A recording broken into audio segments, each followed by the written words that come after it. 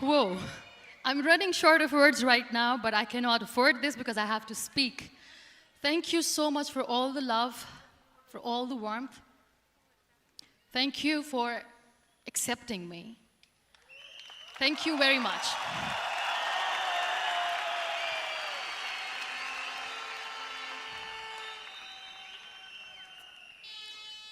Well, I always start my talk with a disclaimer. And that disclaimer is that I've never claimed to be a motivational speaker. Yes, I do speak, but I feel more like a storyteller because wherever I go, I share a story with everyone. Well, it is a story of a woman whose perfectly imperfect life made her who and what she is today. It's the story of a woman who, in pursuit of her dreams and aspirations, made other people realize that if you think that your life is hard and you're giving up on that because you think your life is unfair, think again. Because when you think that way, you are being unfair to your own self. It's the story of a woman who made people realize that sometimes problems are not too big. We are too small because we cannot handle them.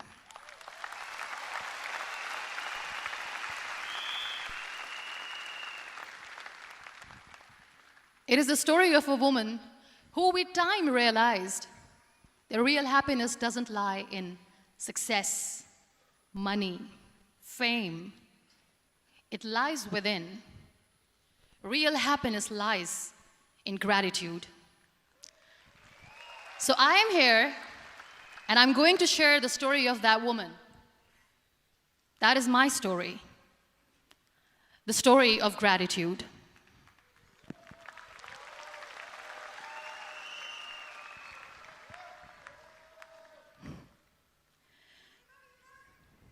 I love you too. I love you all. I believe in the power of words. Many people speak before they think.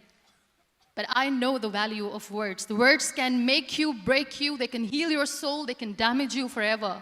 So I always try to use the positive words in my life wherever I go. They call it adversity, I call it opportunity. They call it weakness, I call it strength. They call me disabled, I call myself differently abled. They see my disability. They see my disability, I see my ability. There are some incidents that happen in your life, and those incidents are so strong that they change your DNA. Those incidents or accidents are so strong that they break you physically. They deform your body, but they transform your soul.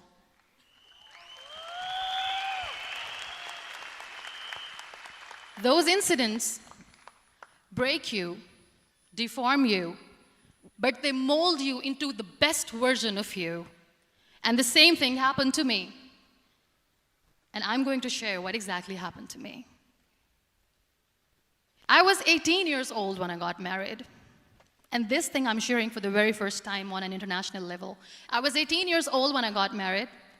I belonged to a very conservative family, a Baloch family, where good daughters never say no to their parents. My father wanted me to get married. And all I said was, if that makes you happy, I'll say yes. And of course, it was never a happy marriage. Just about after 2 years of getting married, about 9 years ago, I met a car accident.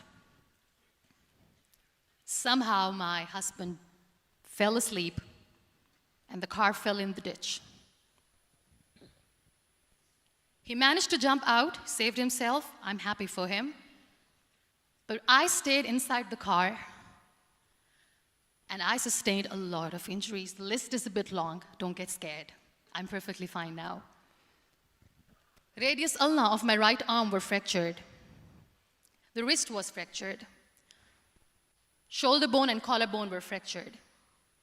My whole rib cage got fractured. And because of the rib cage injury, lungs and liver were badly injured. I couldn't breathe. I lost urinary bowel control. That's why I have to wear the bag wherever I go. But that injury that changed me and my life completely as a person and my perception towards living my life was the spine injury. 3 vertebrae of my backbone were completely crushed, and I got paralyzed for the rest of my life. So this accident took place in a far-flung area in the outskirts of a very small province, Balochistan, where there was no first aid, no hospital, no ambulance. I was in the middle of nowhere in that toppled car. Many people came to rescue. They gave me CPR. They dragged me out of the car. And while they were dragging me out, I got the complete transection of my spinal cord. And now there was this debate going on. Should we keep it here? She's going to die. Where should we go? There is no ambulance. There was this 4-wheeler Jeep standing in the corner of the street. They said, put her in the back of the Jeep and take her to the hospital, which is 3 hours away from this place. And I still remember that bumpy ride. I was all broken. They threw me at the back of the Jeep and they rushed me to the hospital. That is where I realized that my half body was fractured and half was paralyzed. I finally ended up in a hospital where I stayed for 2.5 months. I underwent multiple surgeries. Doctors have put a lot of titanium in my arm. There's a lot of titanium at my back to fix my back. That's why people in Pakistan call me the Iron Lady of Pakistan.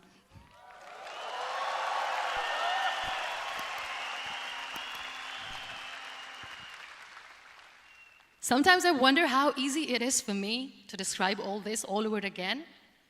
And somebody has rightly said that when you share your story and it doesn't make you cry, that means you have healed.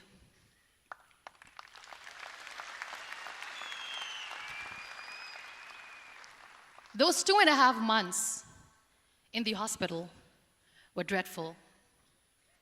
I will not make up stories just to inspire you. I was at the verge of despair. One day, doctor came to me and he said, well, I heard that you wanted to be an artist, but you ended up being a housewife. I have a bad news for you. You won't be able to paint again because your wrist and your arm are so deformed, you won't be able to hold a pen again. And I stayed quiet. Next day, doctor came to me and said, your spine injury is so bad, you won't be able to walk again. I took a deep breath and I said, it's all right. The very next day, doctor came to me and said, because of your spine injury and the fixation that you have in your back, you won't be able to give birth to a child again. That day, I was devastated. I still remember, I asked my mother, why me? And that is where I started to question my existence. Why am I even alive? What's the point of living? I cannot walk, I cannot paint, fine. I cannot be a mother.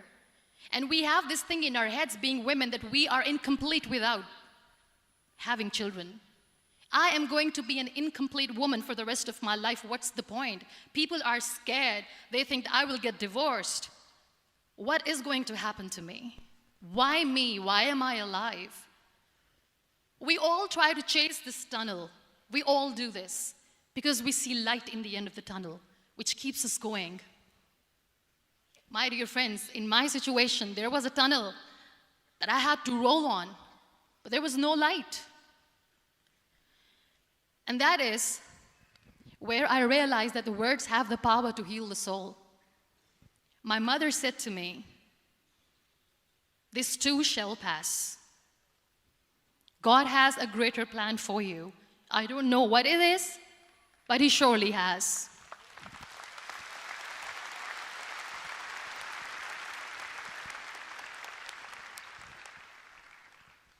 And in all that distress and grief, somehow or the other, those words were so magical that they kept me going.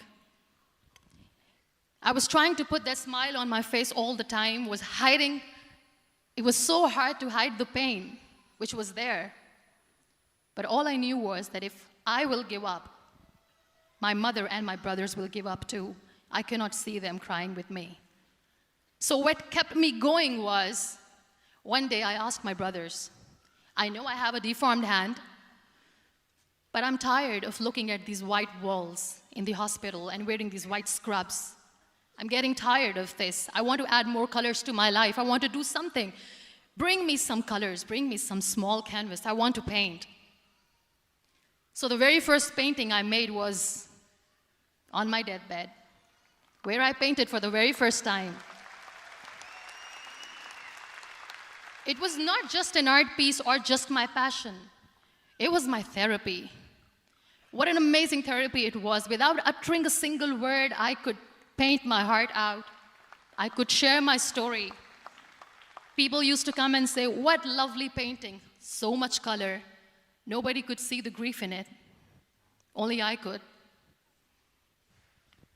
So that's how I spent 2.5 months in my hospital, crying, never complaining or whining, but painting. And then I was discharged, and I went back home.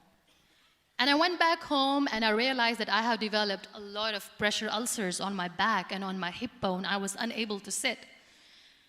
There were a lot of infections in my body, a lot of allergies. So doctors wanted me to lie down on the bed straight for not 6 months, for not 1 year, for 2 years. I was bedridden, confined in that one room, looking outside the window, listening to the birds chirping, and thinking maybe there will be a time when we'll be going out with the family and enjoying the nature. That was the time where I realized how lucky people are, but they don't realize. That is the time where I realized that the day I'm going to sit, I'm going to share this pain with everyone to make them realize how blessed they are, and they don't even consider them lucky. There are always turning points in your life. There was a rebirth day that I celebrated. After 2 years and 2.5 months, when I was able to sit on a wheelchair, that was the day when I had the rebirth. I was a completely different person. I still remember the day I sat on the wheelchair for the first time, knowing that I'm never going to leave this, knowing that I won't be able to walk for the rest of my life. I saw myself in the mirror, and I talked to myself. And I still remember what I said. I cannot wait for a miracle to come and make me walk. I cannot sit in the corner of the room crying, cribbing, and begging for mercy because nobody has time. So I have to accept myself the way I am. The sooner, the better. So I applied the lip color for the first time.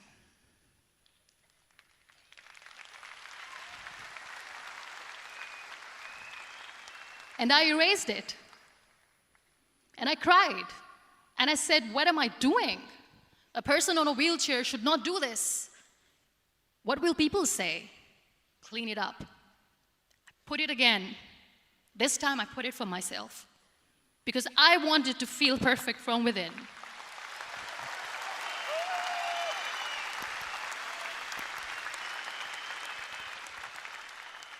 And that day I decided that I'm going to live life for myself. I am not going to be that perfect person for someone. I am just going to take this moment and I will make it perfect for myself. And you know how it all began? That day I decided that I'm going to fight my fears. We all have fears. Fear of unknown, fear of known, fear of losing people, fear of losing health, money. We want to excel in career, we want to become famous, we want to get money. We are scared all the time.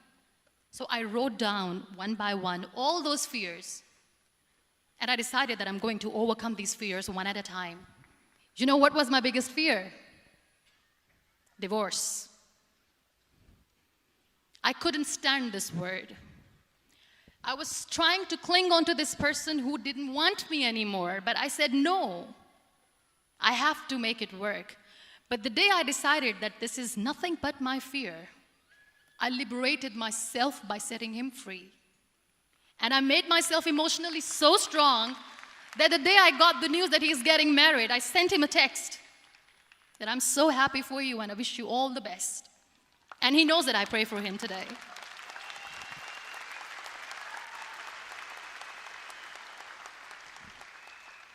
My biggest fear, number 2, was I won't be able to be a mother again. And that was quite devastating for me. But then I realized there are so many children in the world, all they want is acceptance. So there is no point of crying, just go and adopt one. And that's what I did.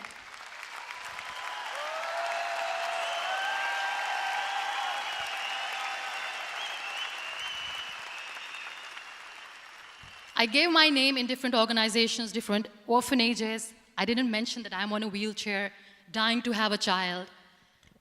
So I just told them that this is Muniba Mazari and she wants to adopt a boy or girl, whatsoever, but I want to adopt a kid. And I waited patiently. 2 years later, I got this call from a very small city in Pakistan. I got a call and they said, "Are you Muniba Mazari? There is a baby boy and would you like to adopt?" And when I say yes, I could literally feel the labor pain. I said, yes, yes, I am going to adopt him. I am coming to take him home.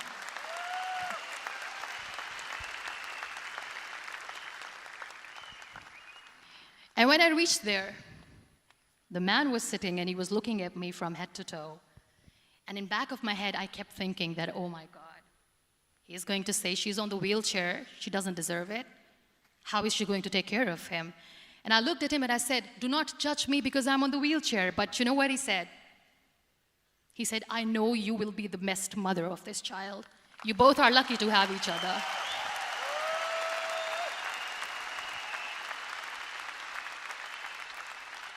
And that day, Niall was 2 days old, and today he's 6.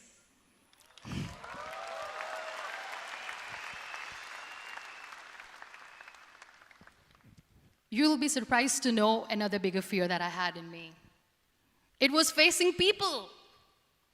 I used to hide myself from people. When I was on bed for 2 years, I used to keep the door closed. I used to pretend that I'm not going to meet anyone, tell them that I'm sleeping. You know why? Because I couldn't stand that sympathy that they had for me. They used to treat me like a patient. When I used to smile, they used to look at me and say that, you're smiling, are you okay? I was tired of this question being asked, are you sick? Well, a lady yesterday at the airport asked me, are you sick? And I said, well, besides the spinal cord injury, I'm fine, I guess.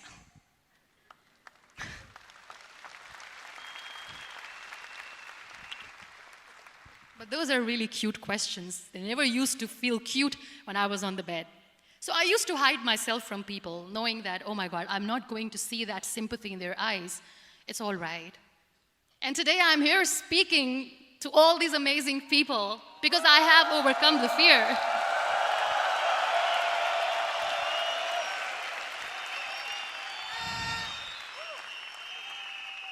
You know, when you end up being on the wheelchair, what's the most painful thing?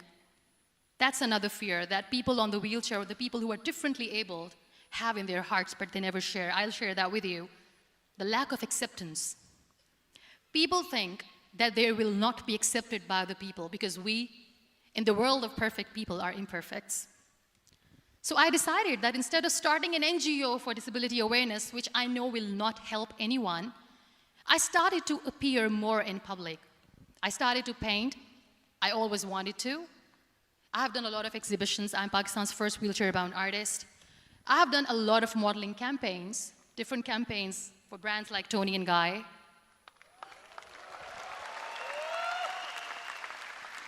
I have done some really funny, breaking the barriers kind of modeling. There was this one by the name Clown Town where I became a clown because I know that clowns have hearts too. And then I also decided that if I really want to make the difference, I am not going to let people use me for their polio campaigns where they will make you a victim and an emblem of misery and mercy and will say that, you know what, give polio drops to your children or they'll become like this girl. I decided that I'm going to join the national TV of Pakistan as an anchor person. And I've been doing a lot of shows for the last 3 years.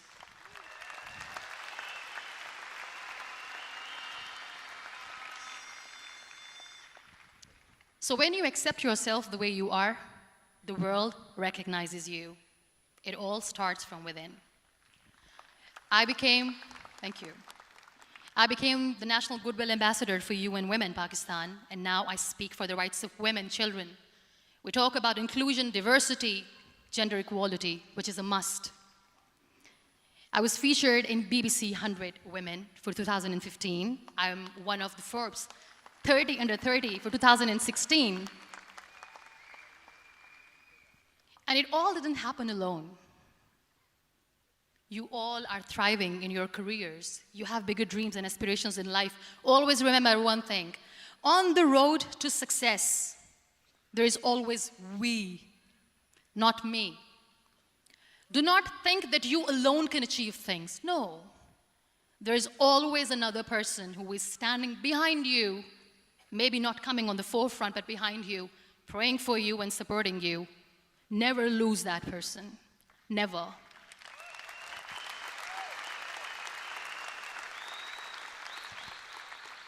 No matter how much I say that I couldn't find a hero, so I became one, I still want to recognize those 3 people in my life who literally changed my life completely, and I get inspiration from them every single day. Waleed Khan. Many people know about the terrorist attacks in Pakistan. We have lost many people. And I'm sharing this with a very heavy heart because we actually have lost a lot of people in this huge turmoil of terrorism. These people are barbarians. They do not see people. They're even worse than animals. They have killed people in mosques. They have killed people in churches, temples, even in schools. There was this terrorist attack in Army Public School, Peshawar, where these terrorists entered in an examination hall and they killed our children. And in that attack, that day, this beautiful boy, Waleed Khan, who was my hero, my real life hero, was the proctor who was taking care of the students, was keeping an eye on the students. Those barbarians shot him 3 times in the face, 5 times on his body, and he fell down. I was asked to give a talk in the school after a week of that terrorist attack. With a very heavy heart, I went there and I spoke. We sang a few national songs. I thought that maybe I've done my part, but deep inside, it was killing me. I could see children injured. I could see children sitting on the wheelchairs looking at me wondering, what next? What was our fault? Just because we were here to give examination, we have been shot. So many people, so many children lost their friends. Their classrooms were empty. The next day they went to the classroom. So this kid, Waleed Khan, I was asked that he is in a hospital right now, and you have to go and see him and motivate him and tell him that it's going to be okay.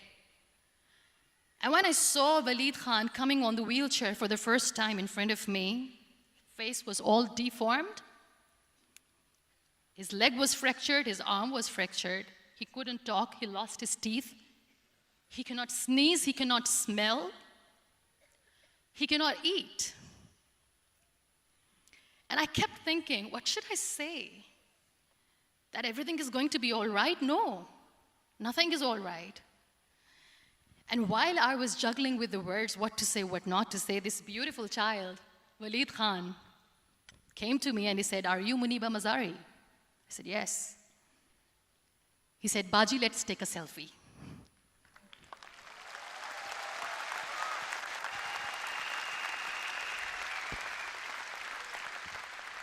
And with that beautiful, toothless smile of Waleed Khan, we took that beautiful selfie that I still have with me.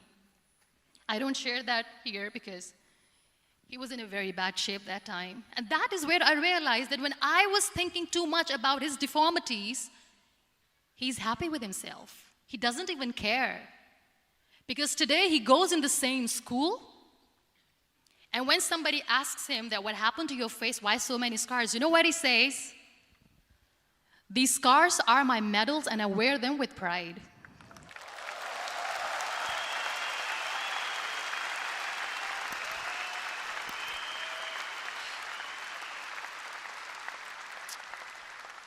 And how beautifully he says the terrorists wanted me not to study. I am going to study. I will become a doctor one day. And this is my way of taking revenge from those terrorists. Another real-life hero, of course, my son. His name is Nile, N-I-L-E, River Nile. I learned so much from this kid. The first and foremost thing is patience. How to be patient when you know that your mother cannot walk, when you know that your mother is different from the other women, when you know that your mother cannot go out and play with you, how to stay calm. He loves football. And when we got the very first football, he was 4 years old. He was super excited. I still remember he came in the room and he said, "Mom, let's play football." And he kept the ball in my feet. And he said, "Let's kick it." And that day I felt disabled. I said, "I cannot kick the ball." And I was down with the same face. He looked at me and he said, "Well, that's all right. Your legs are not working, but your hands do. Let's play catch the ball."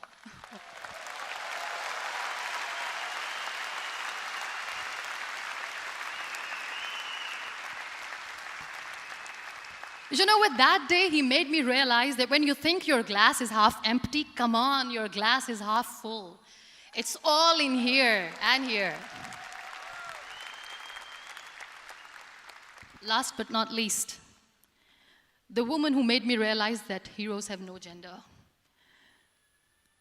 The woman who believed in me even when I was completely at the verge of despair, where everybody left, she was there. And every time I looked at her, without saying anything, she used to look at me and said, "This too shall pass.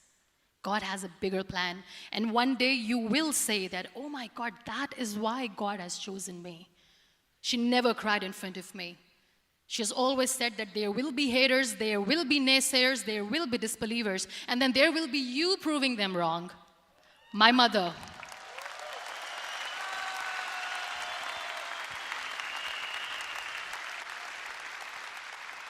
Whatever I am today, I'm nothing without her. I'm nothing without her.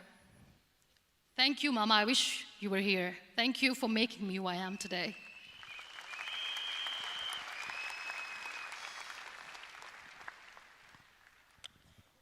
You know what? We human beings have a problem. Out of many problems, there is one more, and this is a self-created one. We always expect ease from life. We have this amazing fantasy about life. This is how things should work. This is my plan. It should go as per my plan.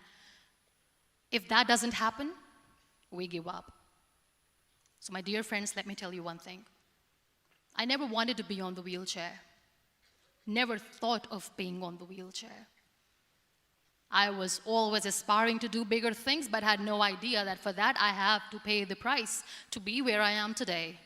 It's a very heavy price. This life is a test and a trial, and tests are trials are never supposed to be easy. So when you're expecting ease from life, and life gives you lemons, then you make the lemonade, and then do not blame life for that, because you were expecting ease from a trial. Trials make you a stronger, better person. Life is a trial, and with time you realize that.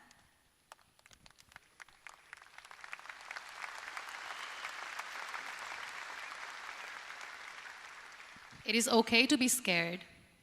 It is okay to cry. Everything is okay, but giving up should not be an option. They always say that failure is not an option. Failure should be an option, because when you fail, you get up, and then you fail, and then you get up, and that keeps you going. That's how humans are strong.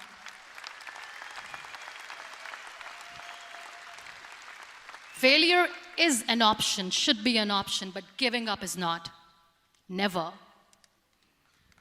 We have this thing in minds. We call it perfection. We want everything perfect. We want ourselves to be perfect. There is this image in our head about everything. Perfect life, perfect relationships, perfect career, perfect amount of money that we need to earn no matter what. Nothing is perfect in this world. We all are perfectly imperfect, and that is perfectly all right. That's all right. We were sent here not to become the perfect people. Those people who tell you how to look perfect, even those people are imperfect. Trying to fight this fear of looking imperfect. I used to be perfect. I still remember. I got this compliment years ago when I used to walk. Oh my God, look at you. You're fair, you're tall, you're perfect. Look at me now. You're still perfect. Only the perfect eyes can see that. Only the perfect eyes will see that. Only the perfect eyes will see that. So yes, in all those imperfections, you have to listen to your heart. You don't have to look good for people. You don't have to be perfect just because other people want you to be perfect. If your soul is perfect from within, that's all right. This is all what you want.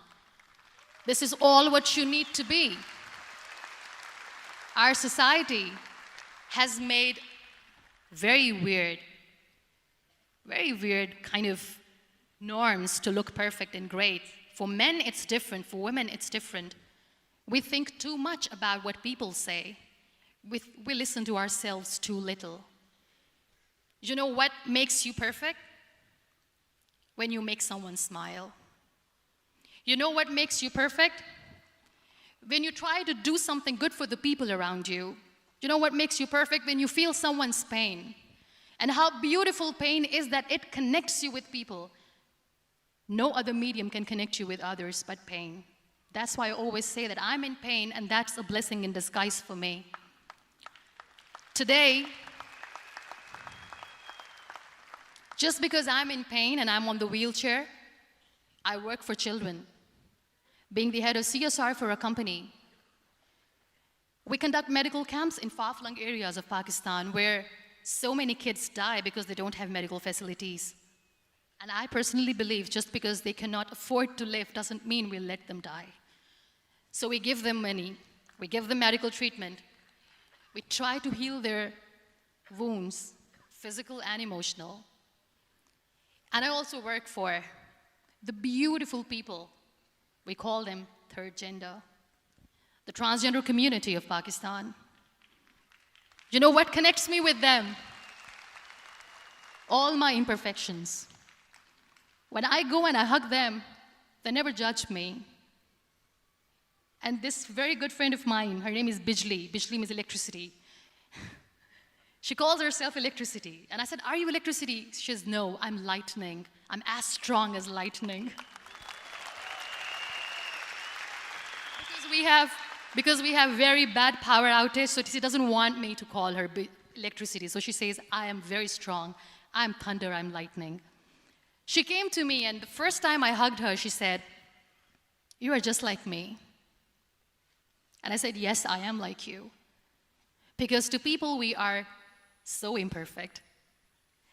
So how beautiful these imperfections are, that because of these imperfections, you can connect with people. Then why are we all running after being perfect? What's the point?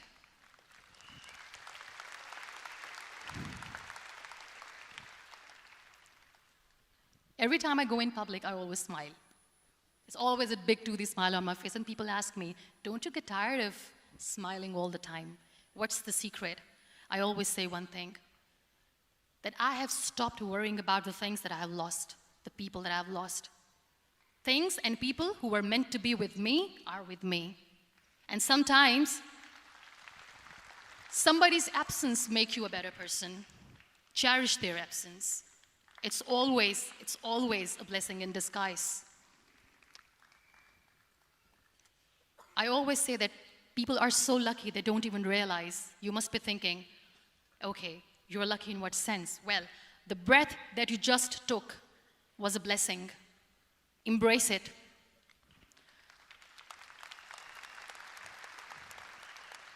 There are so many people in the world who are dreaming to live a life that you are living right now. You have no idea. Embrace each and every breath that you are taking. Celebrate your life. Live it. Don't die before your death. We all die.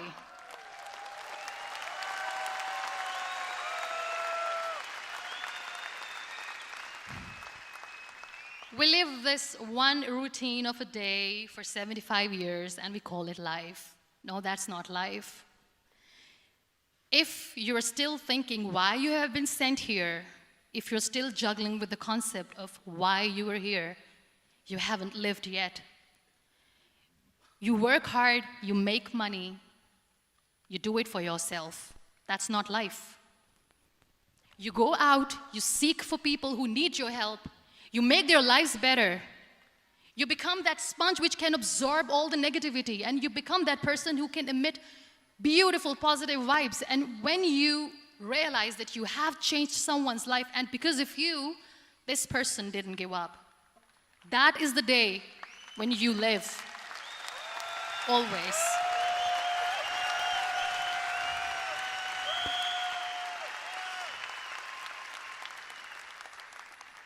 We were talking about gratitude, why I smile all the time. I cry all night when nobody sees me, because I'm a human and I have to keep the balance. And I smile all day because I know that if I will smile, I can make people smile. That keeps me going.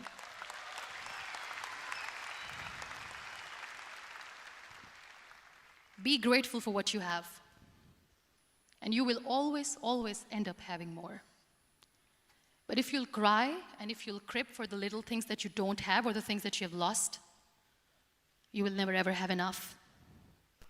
Sometimes we are too busy thinking about the things that we don't have that we forget to cherish the blessings that we have. I'm not saying that I'm not healthy and that makes me unlucky, but yes, it is hard. It is hard when I say that I cannot walk. It is hard to say when I wear this bag. It hurts. But I have to keep going, because never giving up is the way to live, always.